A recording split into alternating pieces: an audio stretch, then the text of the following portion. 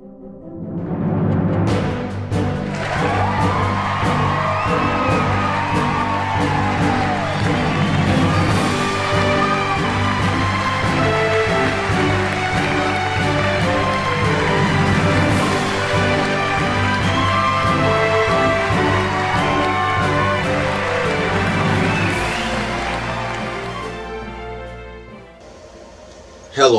I am Johan Chabangu, and welcome to Brain Injury United. Drug addiction is a form of head trauma that is highly mistreated. So this special is on opioid dependency with world-renowned Dr. Andrew Wiseman and Dr. Albert Kabemba. Some words to remember are, I'm not telling you it's going to be easy, but I'm telling you it's going to be worth it.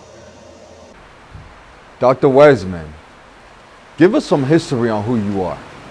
I'm a physician working in a field that for too many years patients were not allowed to enjoy the advantage of modern medicine. So just trying to do what the doctor should do, which is to allow human beings to enjoy the benefits of nature, of their own body, and to use all medicine can offer to repair what was damaged throughout the dependency, and to allow patients to regain their capabilities of defining themselves as they wish. So it is a task because if it wouldn't be so tragic, it's even funny because for so many decades, opioid-dependent patients are being mistreated, and people handle the situation is as they are guilty for something. People, instead of trying to reverse a medical illness that has as a secondary effect all the psychological and social problems, they try to define those people as people with addictive personalities, as weak personalities. But if chemically your body is not balanced, how can I expect you to function, to make good decisions, and to keep your decisions? Is it possible? So I'm a physician in intensive care, in critical care, that's just applying modern medicine in a field that there's no medicine at all. What do you spend most of your time doing?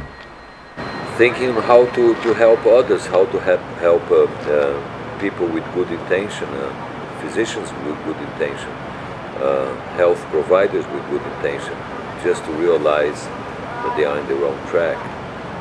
But because for so many years this issue was perceived, was understood in such a judgmental form and way, people are almost like committed to their own mistakes.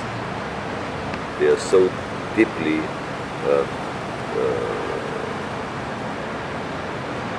affected by this kind of thinking, this judgmental moral prejudices and theories about addicted personalities and weak personalities, that they are so committed, they are so invested, that it's very hard for them to see that modern medicine can just change all that. We can reverse withdrawals and cravings, just applying medicine, just repairing the chemical balance.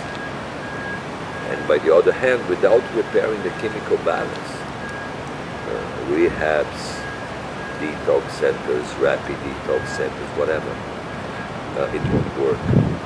It can work for a certain period of time, but if a person is not chemically balanced, they feel cravings, they have mood swings, they feel unright.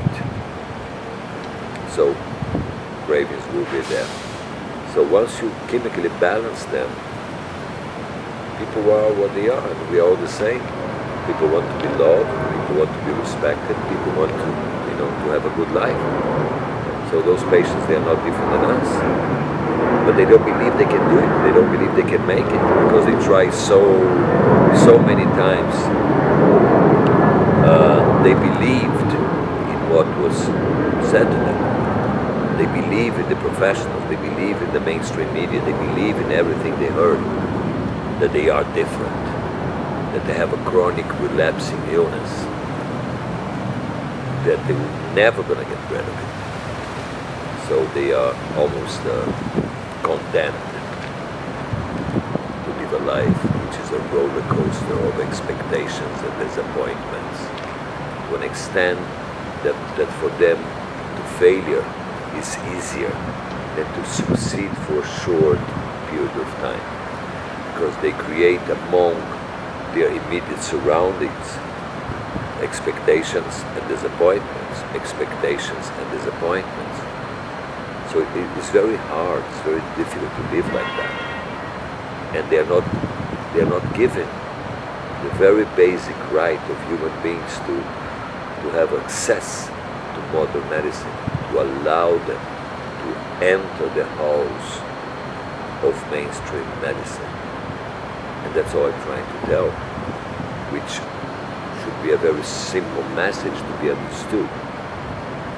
But somehow, these intelligent people, governments, doctors, professors, everybody's so into the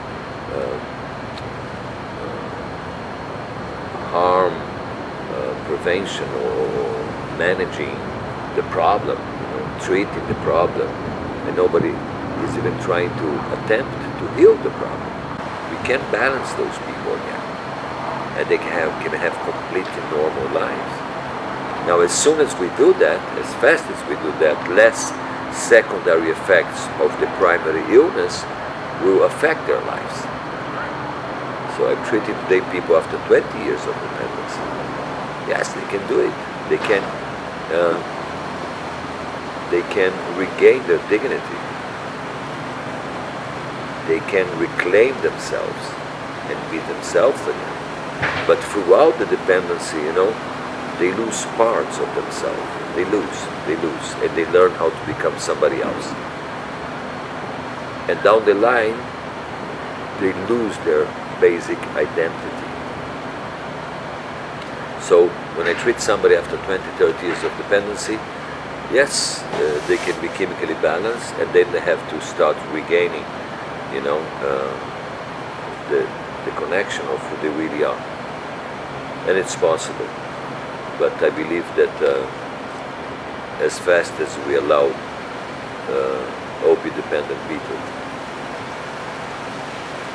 to enjoy the advantage of modern medicine, you're going to be treating people with less secondary side effects of the basic problem that was never properly treated. Therefore, I think people should stop and see that this epidemic could be prevented and can be stopped. So putting more money, more resources, more efforts in the same directions that are not working for such a long time won't solve the problem. You'll create even more frustrations, and most likely at the end of the day they're going to use more radical ways of dealing with the problem. Because you see today what is considered mainstream is like what they call harm reduction, and to give like methadone, which is pretty much chemical lobotomy. It's keeping the disease there, but trying to keep the patient calm so the patient will not hurt society. This is a radical thing, and this has been done for dozens of years. So I'm afraid that if people don't switch to modern medicine fast, the epidemic will get worse and worse and worse, and policymakers will be against the wall, and they might take even worse decisions than the ones they already had. So it's time to go back to the very basic principle. Doesn't matter how you hurt yourself and how do you develop an illness, but once the illness is established, the place that we treat an illness is in a hospital. It's not on a behavior center. withdrawal syndrome is vomiting, diarrhea, high blood pressure, high pulse. It's a very severe event. Now, if you see a patient going through that, he looks ill. You don't have to be a doctor to understand that. So if you wouldn't know that they are in that situation because of the use of opiates, the natural thing to do would be to bring them to a hospital, not to a center, not to a rehab center. And that's the tragedy. You know, people check motivation of patients. Motivation for what? You know, of course people need to be motivated to go through a process or through a treatment with very little medicine. And the concept that, oh, they are enjoying themselves, no, they are not. They are not. They are suffering. They are in a roller coaster, hunting for self-healing, you know, trying to prevent their body to punish them.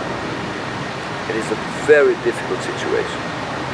So, if you offer them a medical treatment that can reverse all this suffering, can take cravings away, and can allow them to be chemically balanced, so they can enjoy the beauty of life, the miracle of life, love, nature, interactions. They can be part of everything that is around us. So we don't need to motivate people for that. So, but when they are offered very painful treatments, that at the end of the treatment they will still be considered addicted, and they will have those profound cravings, and they know that most likely they will relapse. Wow, we need a lot of motivation to go into that track. So that's why the situation is what it is. It's our fault. It's the fault of society. We are the ones to blame. You know, when somebody declares, oh, this is a national catastrophe, this is not an earthquake, this is not a, you know, nature catastrophe, this is our own doing. You know, some people, they receive salaries, they receive millions of dollars of budgets every year, and they are the ones who are creating the policies and the directions on how to deal with the problem. I'd like to see those people against a wall. No, not to shoot them, I'm not a violent person, but to ask them some tough questions. Couldn't they think in all those dozens of years and millions and millions and millions of dollars that maybe, and just maybe, those patients are allowed to enter the halls of mainstream medicine? You know, somebody breaks a leg and he's shouting because he's hurting. He doesn't need a psychiatrist because he's not behaving well. He needs somebody to fix his bones, and that's it. So it doesn't matter if you use opiates for pain or if you just wanted to feel high, it doesn't matter. Once you develop opiate dependence, you have an illness. And our job as physicians is not to confront the patient, is to heal a condition. When I was a young doctor 30 years ago, to heal and to treat were the two sides of the same coin. My feeling is that the medical industry are busy trying to treat everybody, trying to push treatments to special to addicted people. So there's a range of treatments. I suspect, and I have a feeling, that the medical industry are not trying to heal dependency. They're trying to treat. So there are many different ways, many different options of treatments. But those are treatments. They are not a treatment as a tool to heal an illness. There's no attempt to heal the illness. Therefore, they consider a chronic relapsing condition. Because once it's chronic, it's okay that we cannot heal it. But this is wrong. A chronic illness is chronic because we are ignorant. Because if you could reverse a chronic illness, it won't be chronic anymore. So what differs myself and my team from others on the field of addiction dependency is that almost 30 years ago, I tried to find in modern medicine which tools were accessible to me in order to reverse an illness. Yes. Do you know? Imagine if a jumbo plane falls and 300 people would die. They'll make a huge investigation. And if they find out that the pilot was drunk, or if the pilot doesn't matter, or a mechanic, didn't put a thing in a place, they make an investigation. Somebody might go to jail. Now imagine that the jumbo plane is crashing every day, every day, every day, every day. And nothing changed. And it kept crashing. So, okay, a politician said it's a national catastrophe, an epidemic. This is not an epidemic of a bug that nobody can allocate and nobody knows what to do, like you see in certain movies. This is a completely preventable and treatable situation. When I treated 100 patients like 30 years ago, people said, oh, treat 500 and then talk to me. So I treated 500. And then they said, okay, treat 1,000, then talk to me. So I treated 1,000, and another 1,000, and another 1,000, and another 1,000. Nobody's listening. So my patients, they had the benefit of being treated with, not because I'm a genius, but they had the benefit of being treated with modern medicine. But what about the others? And then you have some clinics, like people call copycats. They're not even copycats. They try just to take a concept and to cash with money. They even don't know what they're doing. So we have all kind of people offering treatments under anesthesia, rapid detox, super rapid detox. This is not medicine. This is using medical tools to run a business for the sake of sick people that lost hope anyway, so they're willing to pay any money for any illusion. So it's time to use modern medicine.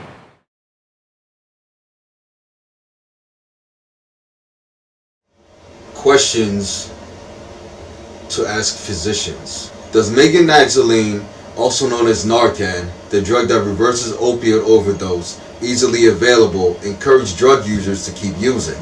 Doesn't encourage drug users to keep using. It's a safety for those who are out there who would need something to reverse them quickly, especially in law enforcement. So that question actually is very interesting, because what do you do if you take it away?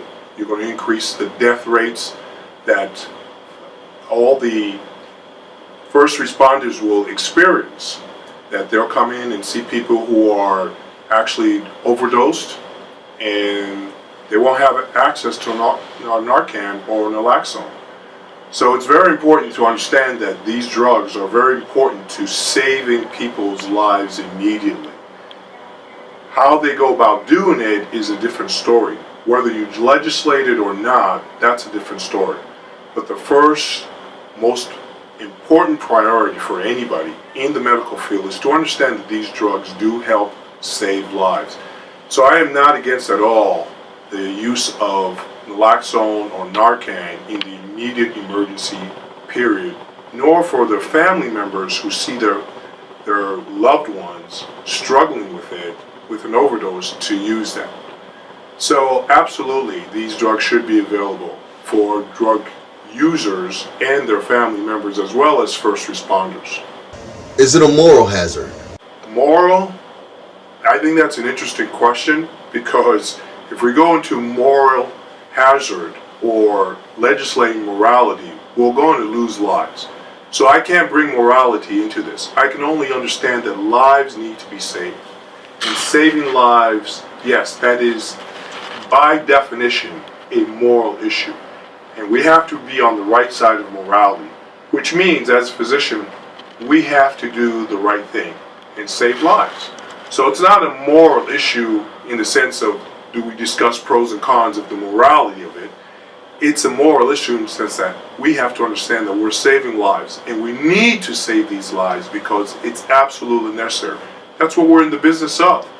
Anybody who is a physician, nurse practitioner, or anybody in the medical field, period, needs to understand we're here about saving lives and we can't be there to judge someone's morality or to dictate or legislate morality.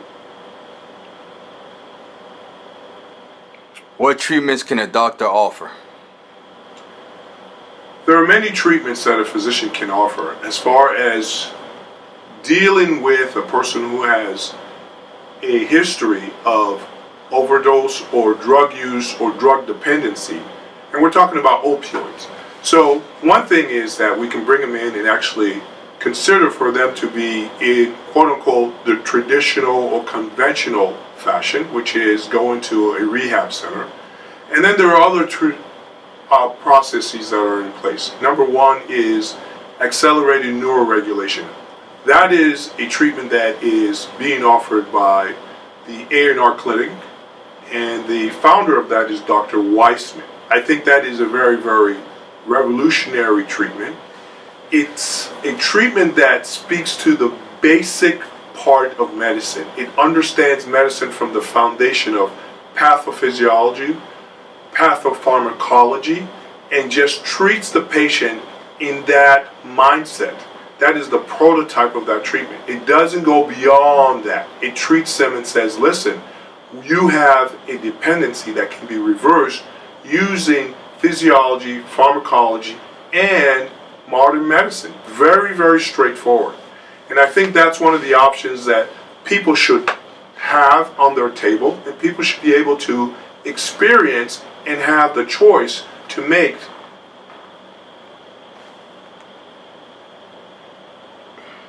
Is that it? As far as treatments, yes. For treatments that are going to be tolerable, I think that what I mean by tolerable is that one of the reasons why most people seek out A&R is that they've been to so many different treatments.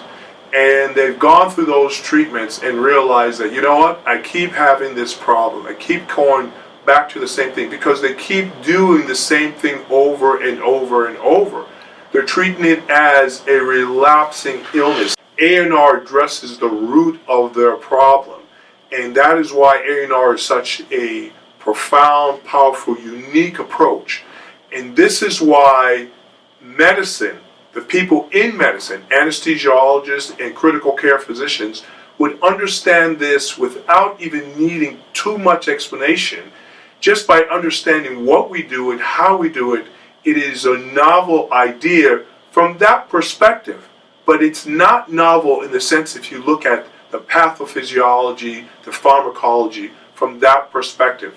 Do I think it's the ultimate treatment? Yes, I believe it's the ultimate treatment in dealing with people who have opioid dependency and addiction.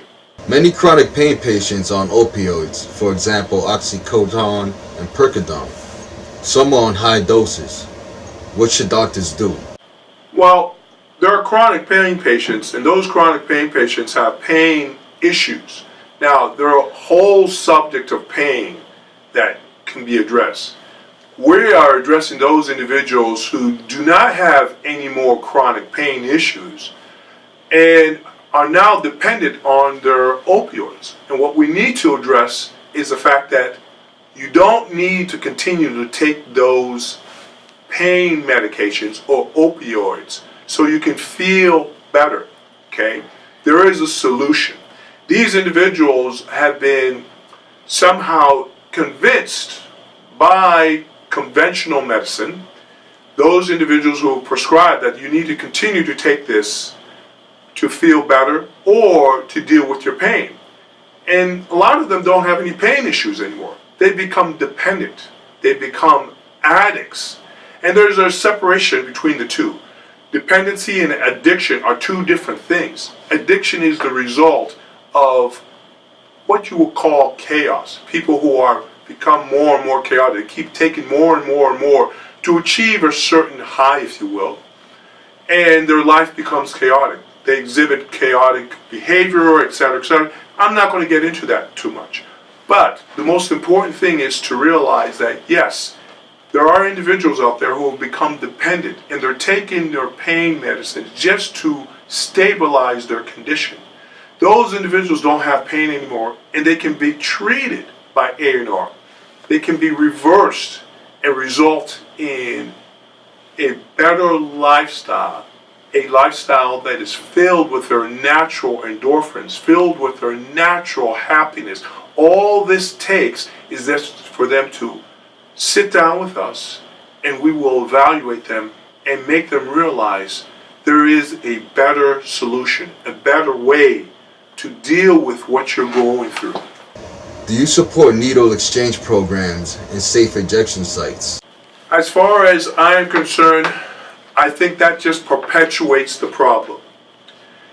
Now, if you try and understand these solutions, these safe injections, what these solutions do is basically what we're going to do is take individuals who are dependent or who are addicts and give them their medication so that they are on maintenance therapy.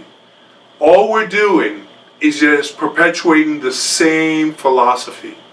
Make them calm, make them safe, maintain them so that they don't have an issue. We've thrown billions and billions of dollars in these solutions, and we haven't really brought it to a resolution. So we need to turn the pyramid upside down and begin thinking of things that will give them true solutions. Solutions that they will not have to go back and do maintenance therapy or use the needle program or any of that sort. There are solutions out there that will break the cycle. And needles or maintenance dose or methadone does not break the cycle. We continue to perpetuate the cycle. Questions for patients to ask doctors. What is the risk for addiction? The risk for addiction, if they're already using, anybody can be addicted with or dependent, become a dependent with just one use of an opioid.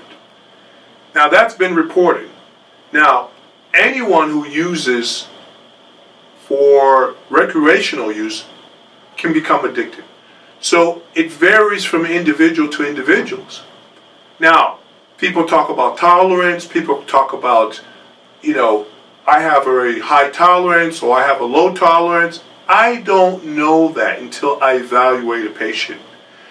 Therefore, anybody who ventures to use for recreation or to use for pain management beyond the prescribed use can become dependent and even addicted.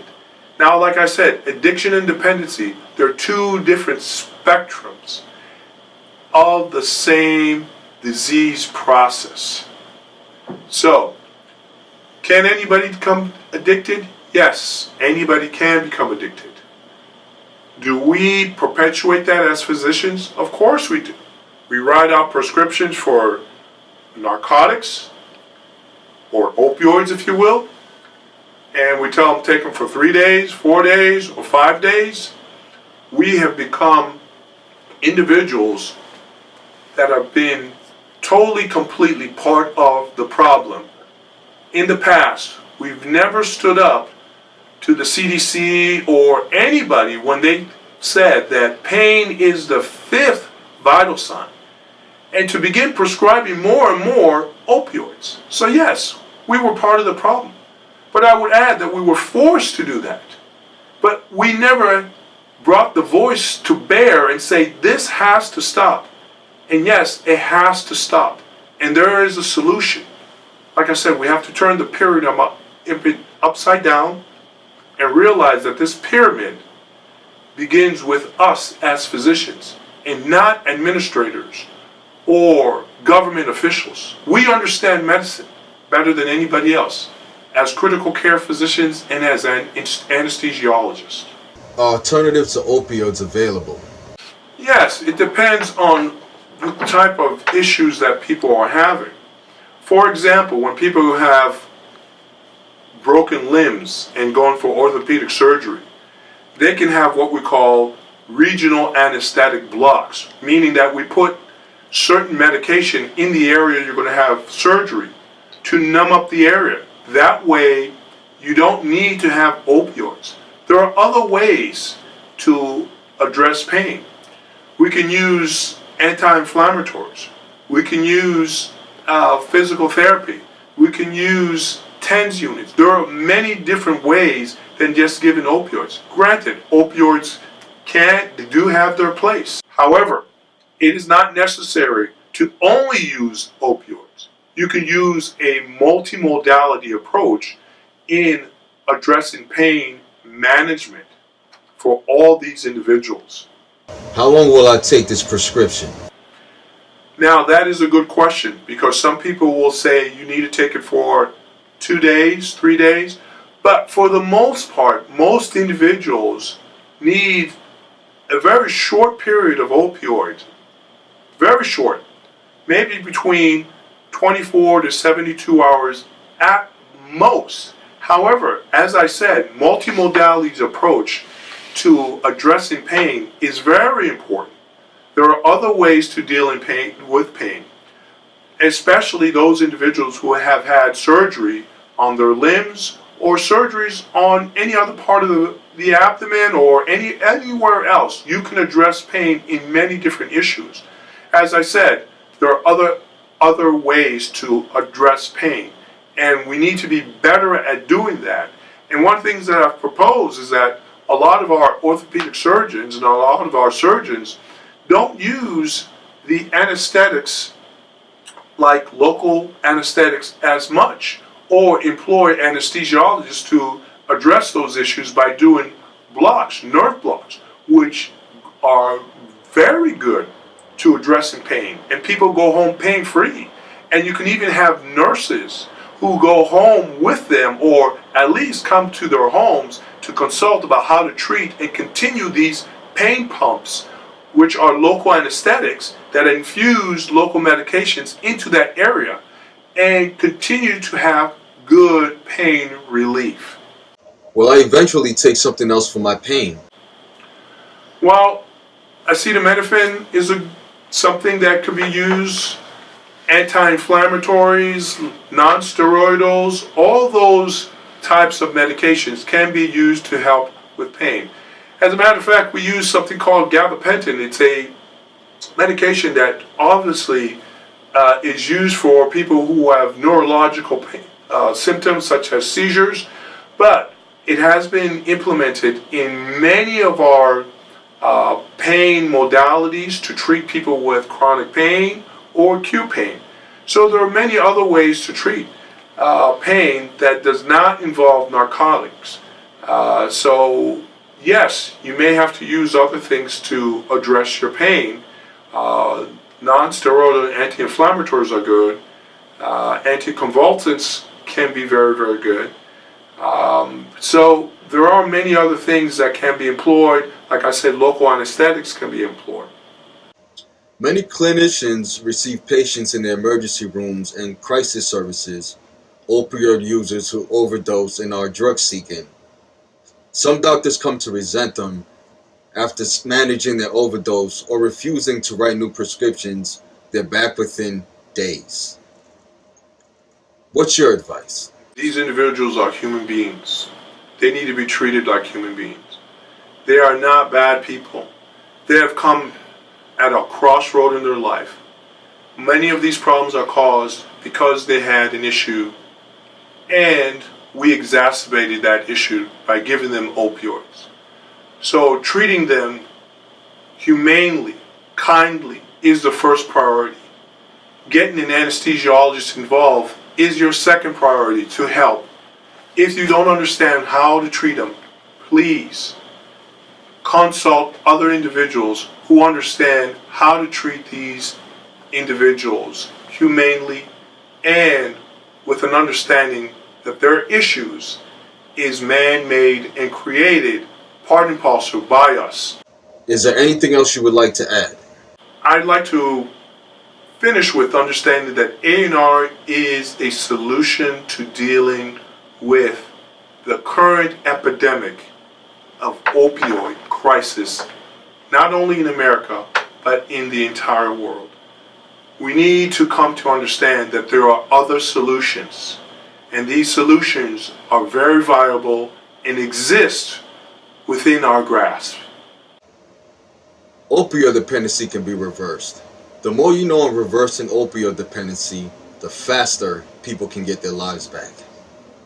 Feel free to call A&R Clinic at 212-267-7283 if you have any questions, or email contact@anrclinicus.com. Brain Injury United Clinic of America coming soon. Thank you.